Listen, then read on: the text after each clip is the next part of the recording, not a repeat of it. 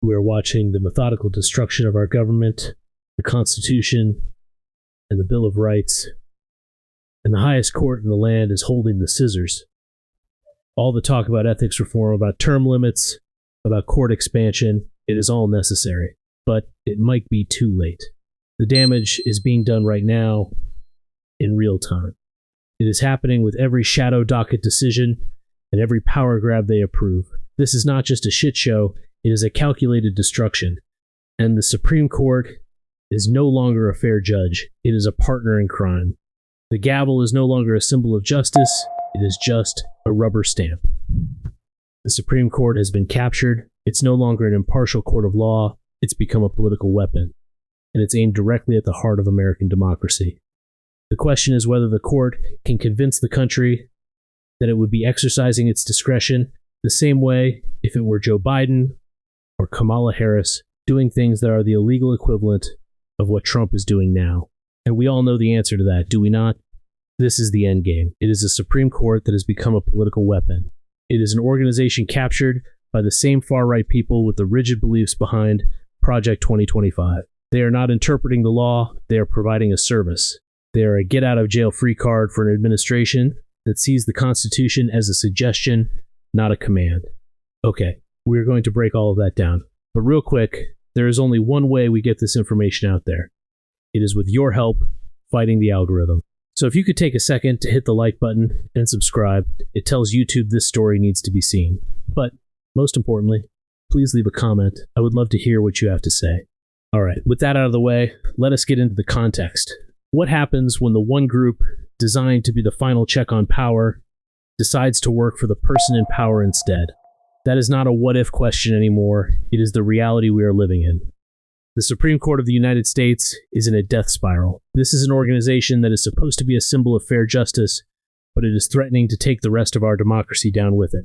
Look, let us be completely honest. For years, public trust in the court has been circling the drain. This is not a big secret. Poll after poll in 2025 shows what we all feel. Gallup found that only 42% of Americans approve of the job the court is doing. A poll from the Pew Research Center showed that bad opinions of the court are at a low point for the last 30 years. This is not a one-sided blip. This is a 5-alarm fire for the authority of the court. And why? Why is this happening? We saw them allow stricter rules about immigration. The League of Women Voters called this decision shameful and dangerous. We saw Latino Victory say the court greenlighted racial profiling. We saw them rule that Medicaid patients cannot even sue state officials over limits to their health care. On issue after issue, this 6-3 conservative majority has moved together. They have delivered political wins for the right wing. But that was just the warm-up act. This is an administration that has made it very clear. It has no respect for rules, for past decisions, or for the limits of presidential power.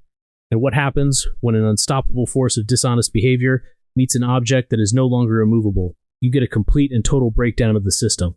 This is not just about a few bad rulings anymore. This is about the very way our government is built. It is about the court actively helping a ruler with total power take apart the guardrails of our republic. The problem, it runs deep. We have seen the increasingly bitter and public fights between the justices themselves. Justice Ketanji Brown Jackson issued a searing disagreement. In it, she accused the majority of creating a zone of lawlessness, and she was not wrong. This brings us to the so-called shadow docket. This is the emergency calendar of the court. It is where they make huge decisions with almost no openness, no public arguments, no detailed explanations, and it has become the favorite tool for the commander-in-chief to get what he wants. And this is where the entire very frightening picture comes into focus. It is one thing for me to say it. It is another thing to see the evidence laid out. And this brings us to a report from NPR. It is a report that should deeply scare every single American. This Supreme Court term, all roads lead back to the same destination, the immense and growing power of the presidency.